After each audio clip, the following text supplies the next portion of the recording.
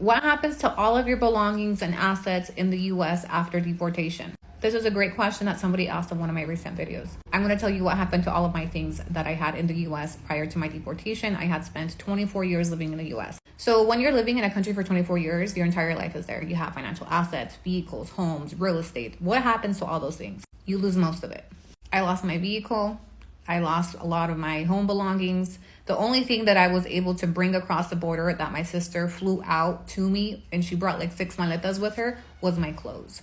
Everything else, my mementos, my photo album, everything else was left behind in Utah. My vehicle stayed behind. I still had payments on it, so it was just eventually repossessed by the bank. Obviously, I couldn't afford my monthly payments, and I didn't know how to bring it over.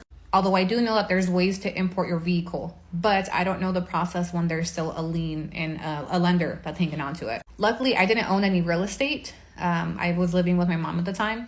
I did still have access to my bank accounts thanks to online banking, and I was able to wire money to myself down here. But everything else, you just kind of lose.